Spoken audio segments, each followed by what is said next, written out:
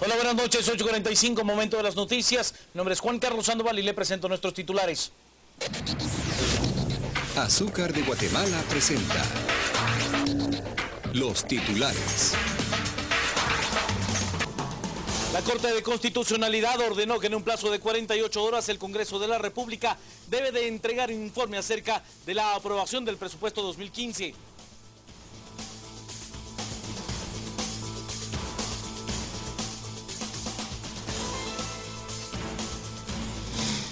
El precandidato a la presidencia del Partido Patriota y exministro de Comunicaciones, Alejandro Sinibaldi, asegura que no tiene ningún vínculo con alguna empresa de Brasil y que la evidencia que la policía toma del supuesto soborno con Petrobras es simplemente un papel chuco.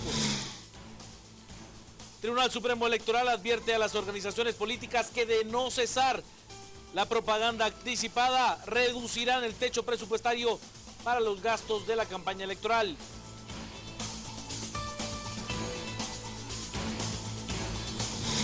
En una semana se podría conocer el resultado de un estudio en la finca El Zapoto, donde varias casas fueron afectadas este fin de semana. El informe lo elabora Conred.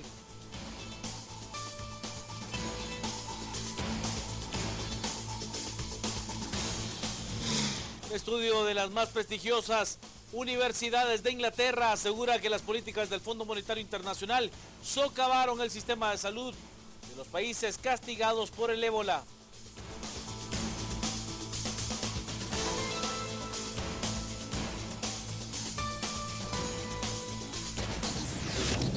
Azúcar de Guatemala presentó los titulares.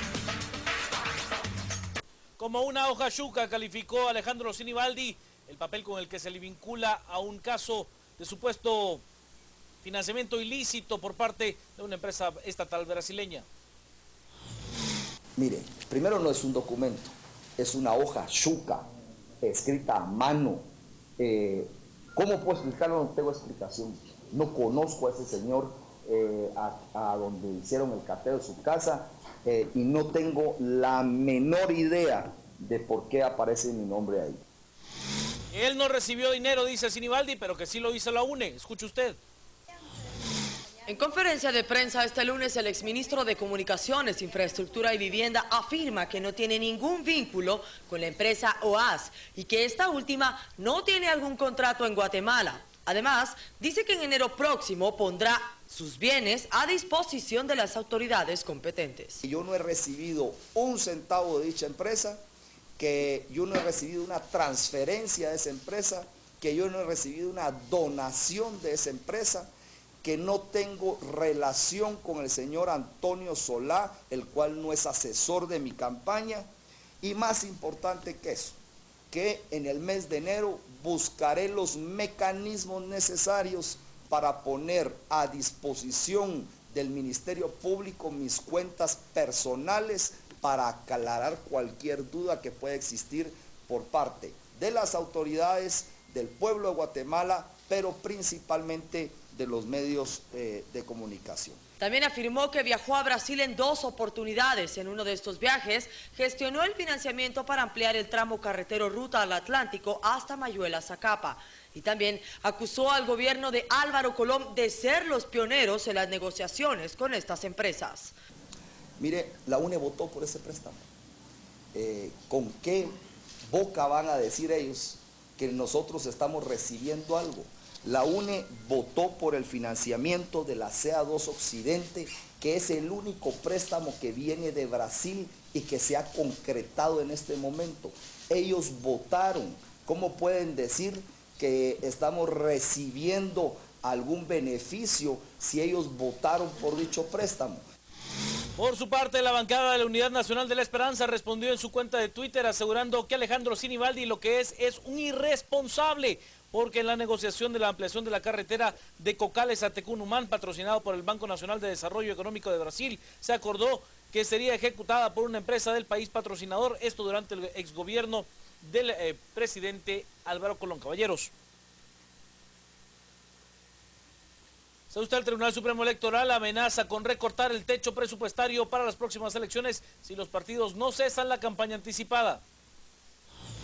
En el tema se establece claramente que de continuar como hecho notorio en la actitud de realizar campaña política anticipada, lo invertido será descontado del techo presupuestario que cada partido político reporte al Tribunal Supremo Electoral cuando se convoca a elecciones abiertamente, ¿verdad? Que la misma ley estipula el techo presupuestario. El presupuestario se establece en la ley electoral y de partidos políticos a razón de $1 por cada empadronado.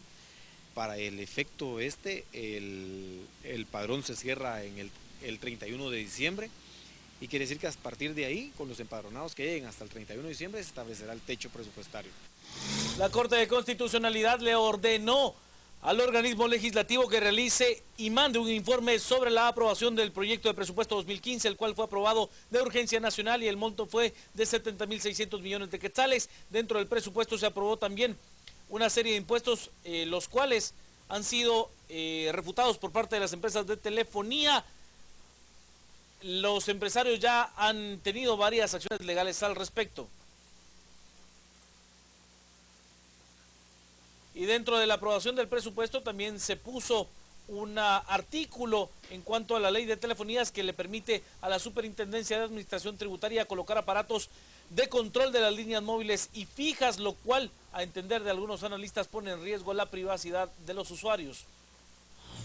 Creo que es muy peligroso permitir que una administración, cualquiera que sea, ya sea la Superintendencia de Telecomunicaciones, la Administración Tributaria o el Ministerio de Gobernación, cualquiera tenga acceso a las comunicaciones que ocurren entre los contribuyentes y entre los administrados como tal. Garantizado constitucionalmente está el secreto de las comunicaciones, de los correos, de las telecomunicaciones, y esto está porque evidentemente los gobiernos no pueden tener secretos frente a los ciudadanos. Pero los ciudadanos tienen un ámbito de intimidad en el cual pueden reservarse el que lo conozca cualquier funcionario. Entonces esto es un poco estamos hablando de la familia, de vacaciones y de dónde vamos a pasar, o se está planificando X reunión familiar y hay alguien en el gobierno que está enterado de lo que vamos a hacer. O sea, es hasta ese nivel donde pudiera interpretarse que se puede llegar. La CONRED realiza estudios en el hundimiento del Zapote. La Coordinadora Nacional para la Reducción de Desastres realizará un estudio geográfico en el interior de la finca El Zapote, en la zona 2, donde 24 personas fueron evacuadas y 5 viviendas se encuentran en riesgo a consecuencia del deslizamiento de tierra ocurrido el pasado sábado. Este lunes nuevamente se va a hacer otra visita a este lugar, otra evaluación que buscamos poder completar todo este informe y a trasladarlo en las próximas 24 horas a los vecinos y también a las autoridades a nivel municipal y a nivel local. Durante el recorrido que hemos realizado ayer domingo se pudo identificar varios factores, por ejemplo factores directamente de humedad en el suelo que ya pues el geólogo está evaluando, determinando y para poder delimitar un área de riesgo también en ese punto, que es al final lo que buscamos, poder asegurar la continuidad de personas en algún momento o delimitar un área de riesgo directamente en ese sector. Según la CONRED, la mayoría de evacuados buscó refugio con familiares y amigos y no hubo necesidad de habilitar albergues. El sistema penitenciario lanza una convocatoria pública para contratar directores y subdirectores carcelarios. El sistema penitenciario está buscando personal para ocupar las plazas de director y subdirector del sistema penitenciario, según el vocero de la entidad. Son 20 centros carcelarios los que tienen a cargo. Esto viene a acoplar en su momento con lo que buscan las autoridades, que es crear un nuevo modelo penitenciario, no solamente en las mejoras de la capacidad del recurso humano a nivel de directores, a nivel de elementos penitenciarios, a nivel del equipo multidisciplinario, a nivel nacional. El director general manifiesta que también en los planes de trabajo el tema de gestión por resultados es parte de una dinámica donde todo el personal, tanto administrativos, técnicos, operativos, profesionales, estamos afectos a los monitoreos que efectúen las autoridades superiores. Eso en relación no solamente al cumplimiento de los contratos para los cuales fueron estipulados entre los servidores públicos y el Estado, sino que también en el tiempo de mejora. Recordemos que es una institución de servicio en el cual el tema de entrega, totalitariamente hablando, del empleado penitenciario es parte de una obligatoriedad en cuanto a este servicio. Esta es la primera convocatoria del sistema al mando del nuevo director, Anthony Giovanni Pivaral. La convocatoria cierra el 31 de diciembre y se dará a conocer los posibles cambios en enero del 2015. ¿Sabe usted, algunas personas en esta época navideña no celebran nada? Están olvidadas en el Hospital Nacional San Juan de Dios.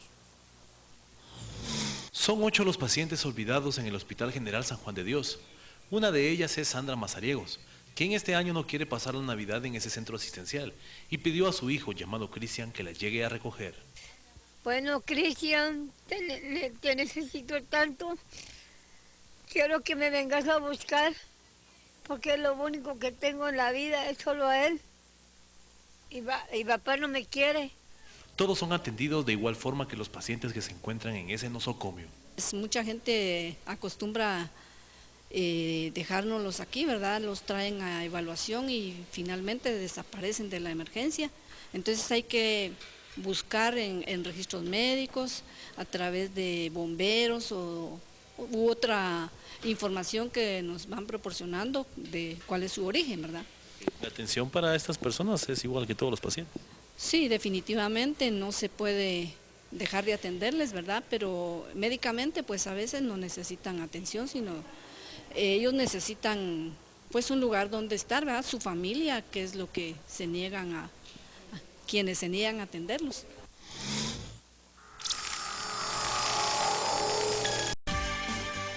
Buenas noches, bienvenidos como todos los días, lunes a las 8:45, Juan Luis Font y Paola Hurtado. Estamos listos, ¿verdad, Paola?, para conducir la primera conversación de esta noche. Hemos invitado a dos conocedores del tema para discutir en torno al proceso que se augura se abrirá en contra de Efraín Ríos Montt, el juicio de nuevo ordenado ahora por la Corte de Constitucionalidad. Nos acompaña Antonio Arenales Fordo, él es secretario de la Paz, es comisionado presidencial para los derechos humanos. Gracias por acompañarnos. Además ha sido negociador de los acuerdos de paz. Nos acompaña también Miguel Ángel Sandoval, él es sociólogo. Miguel Ángel participó también como parte de la Comisión Política Diplomática de URNG en algún periodo de los acuerdos, de la negociación de los acuerdos de paz. Gracias a ambos por estar con nosotros. Paola tiene la primera pregunta. En realidad es una pregunta para ambos. ¿Cómo leen, cómo reciben la resolución de la Corte de Constitucionalidad que ordena repetir el juicio que empezó en marzo de 2014 y la sentencia emitida en mayo fue anulada? ¿Quiere comenzar usted, secretario? Bueno, la resolución esta simplemente es una cuestión de procedimiento, de a dónde se retrae un juicio que fue anulado y repetirlo. Ahora, a mi juicio no debería ni haber juicio y en todo caso si lo hay, no hay delito que pueda ser procesado. Primero hay una amnistía que se acordó en el proceso de negociación de paz, que se dice que las amnistías son contrarias al derecho internacional, no lo son. Una amnistía es conforme con el derecho internacional y conforme con la jurisdicción de la Corte Interamericana. Aunque se refiera a delitos de lesa humanidad. Primero, el delito de lesa humanidad no existe en Guatemala. El delito de lesa humanidad es un delito que se tipifica a partir del Estatuto de Roma, todavía no se ha incorporado en la legislación guatemalteca. Y un delito de lesa humanidad, Juan, es decir, una desaparición forzada, cuando hablan una desaparición forzada, ocurridas en el área de Chile, puede o no las masacres consecutivas en contra de aldeas y chiles. El delito de lesa humanidad tiene que ser uno de los hechos sucedidos en el marco de un ataque generalizado sistemático de la población civil a partir de que está tipificado como delito. Los delitos de lesa humanidad como delito está tipificado en el Estatuto de Roma y Guatemala es parte del Estatuto de Roma a partir del 2012. No existe en el Código Penal guatemalteco el delito de lesa humanidad. Escuchamos ahora a Miguel Ángel Sandoval. ¿Qué piensa usted? Mira, yo creo una cuestión muy sencilla. Número uno, que tengo aquí en manos el juicio por genocidio contra Ríos Montt, con todas las pruebas que dieron como resultado su condena por 80 años. Delitos de lesa humanidad, genocidio, por supuesto, todo incluido. Esto me parece que es sumamente importante y creo yo que no se puede, bajo ningún concepto, pretender que es un juicio que la Corte de Constitucionalidad anula, porque la Corte de Constitucionalidad no tiene jurisdicción sobre el tema penal. Es lo que he dicho en múltiples ocasiones. Los asesinatos no son materia constitucional. El crimen, el genocidio no son materia constitucional. Y esto es un tema que debe de quedar muy claro, porque existe luego la tendencia a pensar que una amnistía puede resolver estos problemas, y no es cierto. ¿Por qué no? Adicionalmente, quiero aclarar varias cosas. Una de ellas es que en los acuerdos de paz está establecido que no hay amnistía. Uno. Y dos, una cuestión que firmó Antonio, dice tranquilamente, así mira, punto 3.3, con la lucha contra la impunidad, ningún fuero especial o jurisdicción privativa puede escudar la impunidad de las violaciones a los derechos humanos. Y evidentemente el genocidio es una violación absoluta a los derechos humanos. Por eso yo no veo cuál es el ¿cómo se llama?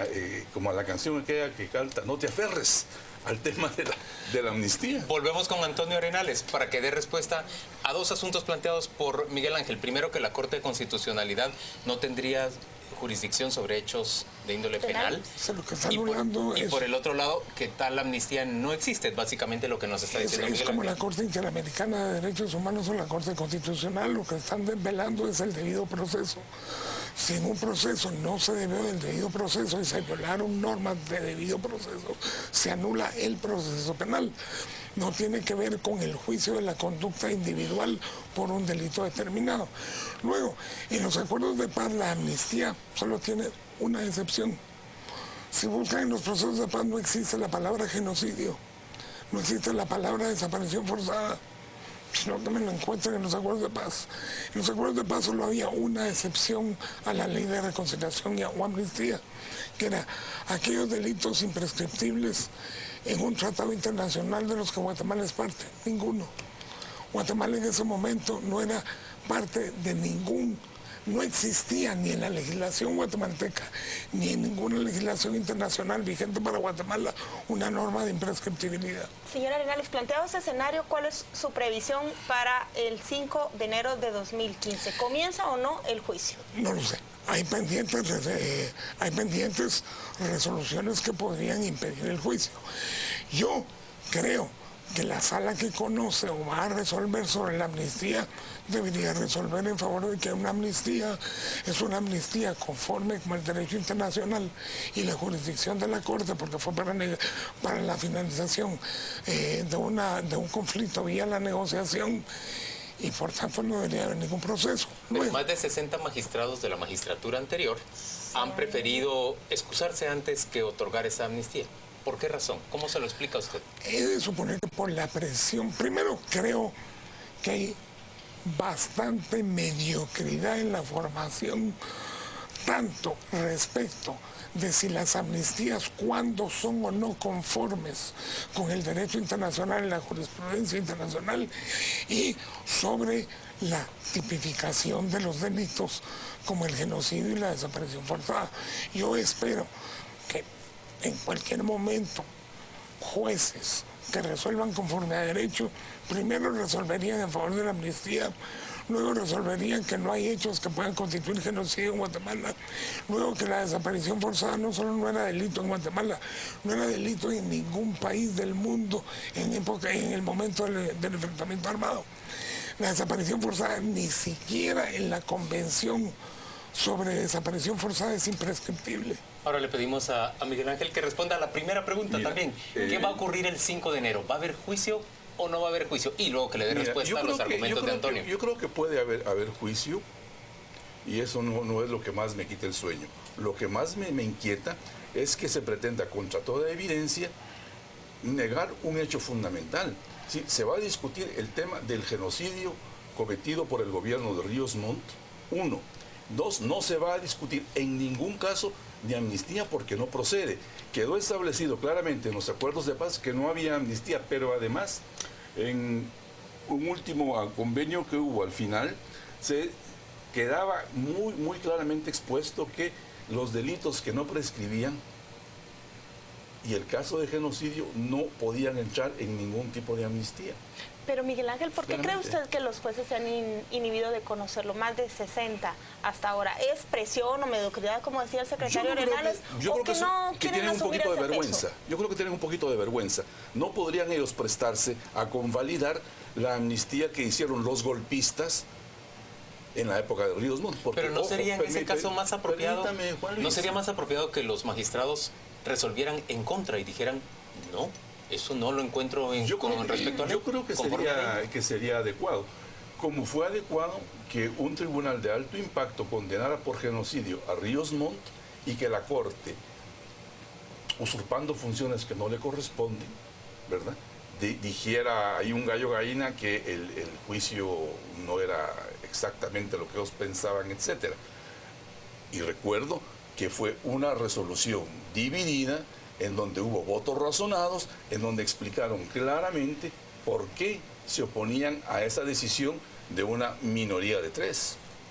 Y creo que esto es algo que se debe de tomar en cuenta. Yo me pregunto si dentro de lo que plantea Antonio, por ejemplo, cuando dice, no, esa ley no existía, ese delito no estaba contemplado. Bueno, lo único que nos falta es que por esa vía se llegue a considerar que las masacres que hubo en Guatemala no existieron porque no estaban tipificadas en ese momento, o que el general Ríos Montt es absolutamente inocente porque él nunca afirmó que había que matar a medio mundo, etc. Yo creo que hubo suficientes pruebas y suficientes argumentos jurídicos nacionales como de convenios suscritos por Guatemala que demostraron objetivamente que el general era responsable por genocidio y fue condenado a 80 años de prisión. Antonio, ¿usted no niega que hubo esta serie de hechos violentos? Yo no niego los hechos, lo que pasa es que la responsabilidad penal solo se extingue tanto por la amnistía como por la prescripción. No se pueden aplicar retroactivamente figuras delictivas. Ahora, el valor de la amnistía, Miguel Ángel está aquí, no por eso, por virtud de la amnistía. Pero Miguel Ángel se acogió a la amnistía, no se acogió nunca a la amnistía. La ley de reconciliación no exige acogerse a la amnistía, pero además la guerrilla no está amnistiada por todos los delitos.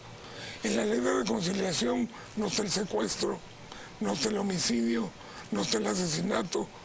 Para la insurgencia, para lo contrainsurgencia son todos los delitos cuando se cometen para prevenir o combatir los que cometió la guerrilla. Pero para la insurgencia no están por número de artículo. Y esos artículos no están. Si Miguel Ángel o alguien que perteneció a la insurgencia estuvo involucrado en un secuestro o en un homicidio o un asesinato, debería estar en la cárcel porque no está amnistiado. Ahora, el general Ríos Montt sí está amnistiado con la ley de reconciliación y en un proceso de negociación donde el mediador era Naciones Unidas, que medió y se pactó una amnistía que es en la ley de reconciliación, donde no aparece la palabra genocidio, no aparece la palabra desaparición forzada. Y en 1995 se tipificó en Guatemala la desaparición forzada en el 95. El primer instrumento internacional que contiene desaparición forzada de obligación de tipificarla es en el año 2000. Y la Convención Internacional de Desaparición Forzada entró en vigor en el año 2010. Todo antes de la suscripción de los acuerdos de paz. No, pero 95. Me parece que acá 96. hay una visión que yo a veces le digo actuarial de las cosas. No, mira. Actuarial. Sí, como de conteo. Recuento de cosas, 2 y 3 fechas. No, la situación es de otra naturaleza. Es decir, existen evidencias suficientes, pruebas suficientes de que el ejército, infelizmente, cometió genocidio dirigido por Ríos Montt. Y se está juzgando únicamente al responsable de eso, que es Efraín Ríos Montt. Se nos olvidan en toda esta charla que son 2 los que tienen que enfrentar nuevamente el juicio, el señor Sánchez y el señor Rodríguez Sánchez también. Y no hay ninguna resolución sobre genocidio en Guatemala. En Guatemala no se cometió genocidio. Ahora, y eventualmente... Solo escuchamos los argumentos de Miguel Ángel. Hay un tema que también debería de tomarse en cuenta. Guatemala no puede vivir al margen de la legislación internacional. no puede ser un paria en relación a la legislación internacional. Y la legislación internacional y todo lo que corresponde al derecho constitucional internacional reconoce y establece que hay genocidio, se tipifica el genocidio, y pero por supuesto que sí, están todos los convenios. A ver, don Antonio Herrera, solo algo para continuar. Nosotros no hay estamos... una sola resolución internacional que hable de que Guatemala hubo genocidio. Ninguna.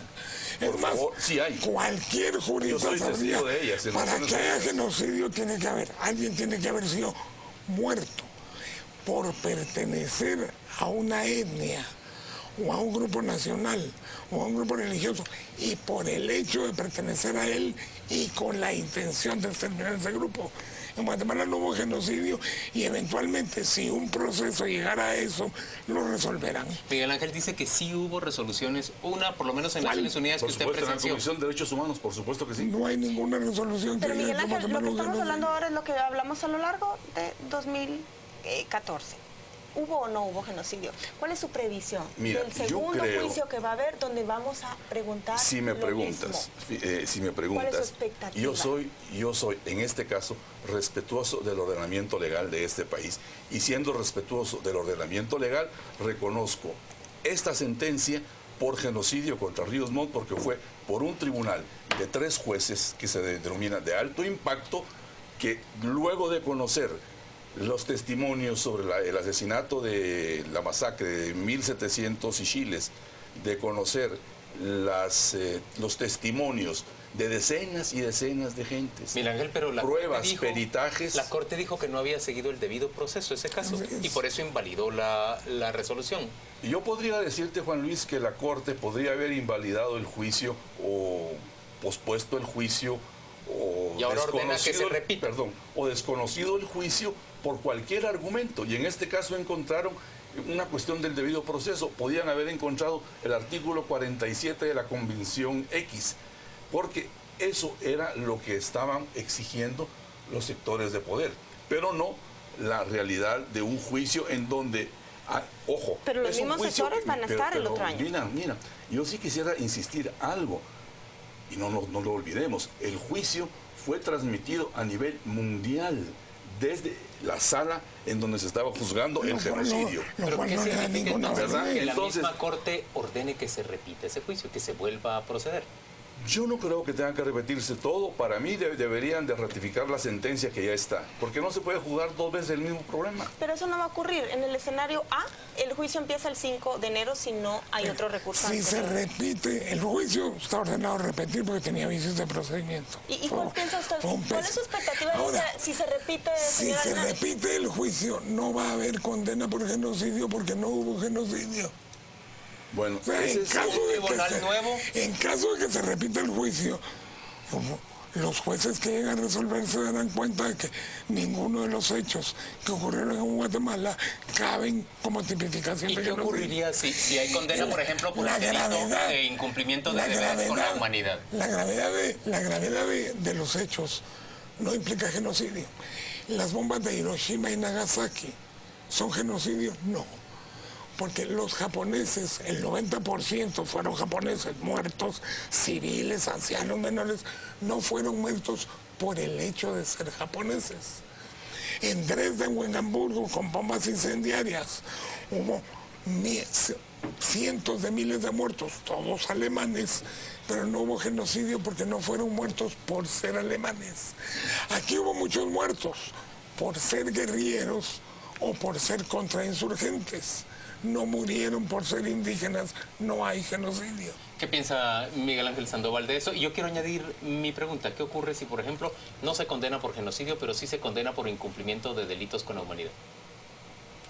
Mira, aquí el tema tiene que ver con el hecho de que hay una sentencia firme hecha por un tribunal con 3 jueces de alto impacto que califican lo que vieron durante el proceso, pruebas, peritajes, esto y todo lo que se presentó, y dijeron, esto es genocidio, y se condena por genocidio al señor Ríos Montt con 80 años.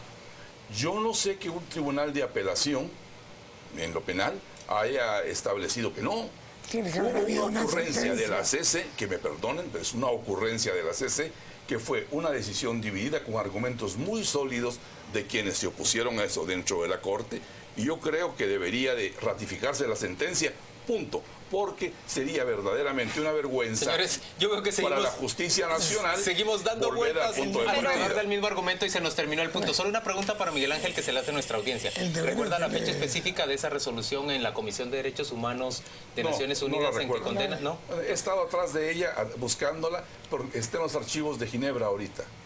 El delito de deberes contra la humanidad. Ese delito no es delito de lesa humanidad, no tiene nada que ver con delito de lesa humanidad. Es más, se acerca más mal redactado y mal hecho a crímenes de guerra. Pero para que haya crímenes de guerra tiene que haber habido una guerra.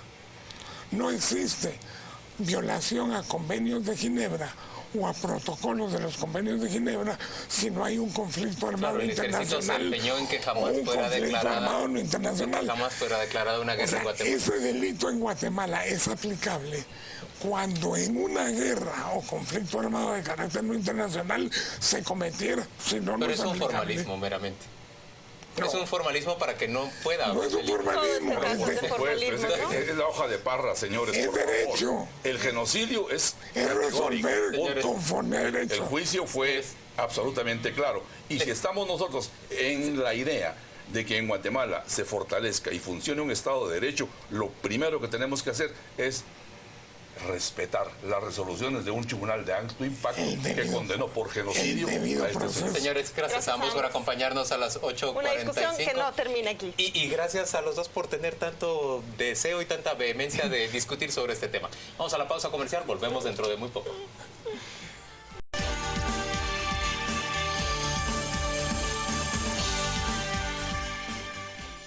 Ya estamos a las 8:45 y mucho que discutir, mucho de qué hablar. Y a ver, en este último programa que Paola y yo hacemos antes de la Nochebuena, antes de la Navidad, hemos invitado a Roberto González Díaz Durán. Él es aspirante a la presidencia de la República, es precandidato del partido Creo, para conversar con él respecto de toda esta actividad política, por supuesto, de lo que él ha hecho en busca de seguidores, de votantes, de afiliados, podemos decirle de diferentes maneras, pero también conversar sobre lo que ocurre en el país en estos últimos días. Bienvenido, gracias por acompañarnos. Muchísimas gracias, Paola, y muchísimas gracias, Juan Luis. Honrado de estar aquí con ustedes. Bienvenido. A mí me pica la lengua por hacerle una primera pregunta. Hay gente que considera que usted en estas elecciones de 2015 tenía quizás las más altas probabilidades de desbancar a Álvaro Arzú en la alcaldía metropolitana. Sin embargo, vemos que usted en 2014 hace una alianza, creo, con los unionistas y usted va a participar por primera vez como aspirante a la presidencia. ¿Por qué toma esa decisión si ya estaba tan cerquita de conseguir su objetivo de las últimas dos campañas? Bueno, hay muchos factores, pero tal vez los principales. Uno, al seno del partido, creo, siempre se ha privilegiado mucho el concepto de crear institucionalidad de largo plazo, equipo, etcétera. Y en determinado momento empezamos a discutir qué opciones podíamos tener de cara a la presidencia de la República, toda vez que nuestro candidato anterior había manifestado que era tercera vez y no continuaba más. Entonces, ese es un factor. El otro, a Eddie Suber. Luego, yo en lo personal me fui motivando, digámoslo así, de la coyuntura, de las opciones a futuro que se veían, de cómo marchaba el país, de las, digamos, expectativas que no se iban cumpliendo, y un poco haciendo escenarios a futuro uno empieza de alguna manera a decir, bueno, hay que salirle al paso, a mi juicio, a opciones demagógicas, populistas, falsas a nuestro juicio, y empieza también a tener un tipo de motivación. Pero la tercera fue más que todo emocional. Fue una persona en Chimaltenango, una mujer cabalmente, que me dijo y me confrontó si era un político de vocación. Y yo le dije que creía que sí, derivado de muchos años de haber estado en el sector público. Y me dijo, mire, no lo creo, me dijo. Porque cuando uno es de vocación, tiene muy claro que el rumbo es trabajar por el más necesitado. Y no creo que en la ciudad capital, pese a que tienen problemas, están, digamos, con los problemas como aquí, con esta miseria de no tener salud, de no tener educación, de no tener justicia, de no tener asistencia en nada. Regresé, le cuento a mi esposa de esa experiencia y realmente su orientación y la gente que me quiere dijo, mira, empezá a sentir tu voz interior y dale, sin temor. Entonces, tal vez no es un gran argumento, porque realmente a mí me lo he cuesta catalogado. creerlo, sinceramente, me parece que es muy emocional para una decisión que Sí. necesita tanta racionalidad de lanzarse a una campaña. Es que a la fíjese que es presidencia. poco razonable que se quede tan cerca. Y algunos dicen, mira, no te achuches, me recuerdo mi hijo. Pero ¿qué es eso cuando uno está consciente de que empieza prácticamente de cero? Canela, ¿qué se puede hacer siendo candidato a la presidencia en una contienda tan competida con aspirantes que parecen tener prácticamente dominadas las primeras 3 posiciones de todas las mediciones? Mira, yo la verdad es que si en algo me he fogueado es en tener adversidad en el ámbito electoral. O sea, yo en mis 2 competencias enfrenté, especialmente en la última, a 2 opciones inmensamente grandes. La de Álvaro Arzú con el partido, digámoslo, oficial para la Municipalidad de Guatemala, y una ola del Partido Patriota con Alejandro Sinibaldi, con un despliegue de recursos nunca antes visto, por lo menos en la historia de la alcaldía de la capital. Y también en cuestiones de encuestas y adversidad, digamos, de una serie de cosas.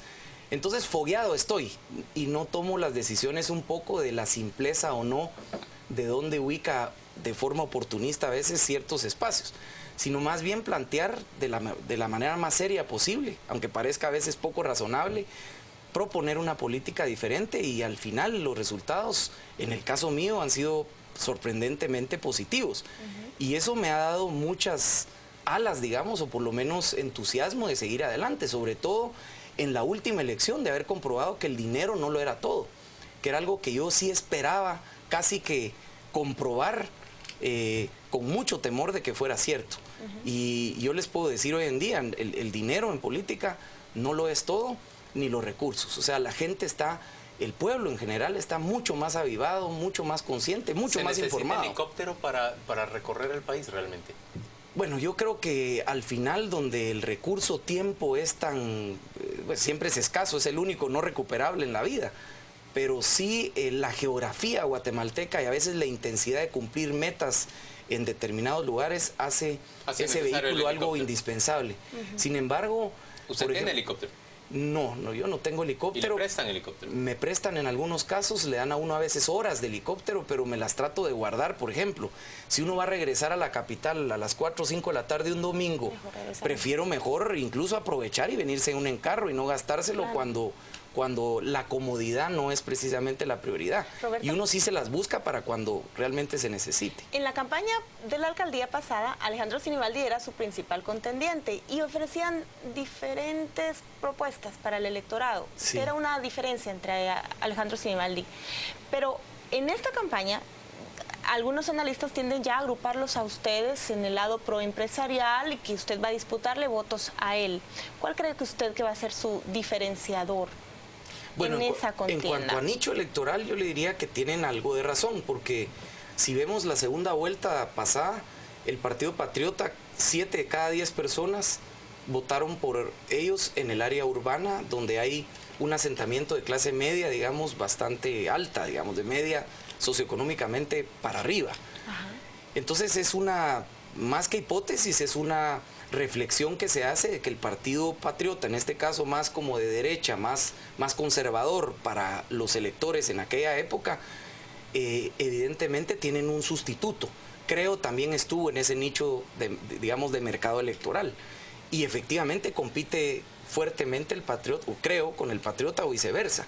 Ahora, ahí juega digamos, una dinámica a favor nuestra, porque el desgaste de gobierno fuertemente, especialmente por los escándalos de corrupción que han habido en una población que es mayoritariamente más informada, acelera esa, digamos, esa orfandad electoral de parte de aquellos que votaron por esa opción y buscan otras. Entonces, eso es algo real en nuestro análisis. Creemos nosotros, pero ¿crees volviendo... realmente que le afecta a Sinibaldi, por ejemplo, la discusión sobre lo que ha ocurrido en Brasil, absolutamente. El documento que se hizo absolutamente público, que le afecta también la negociación con Valdizón de la integración de las Cortes y del presupuesto? Y tú lo has mencionado varios hechos, pero realmente si uno lo ve en un ciclo de tiempo, los últimos 4 meses, digámoslo así, ha sido una campaña billonaria anticipada, pero de desmanes, y de errores, y eso cuenta.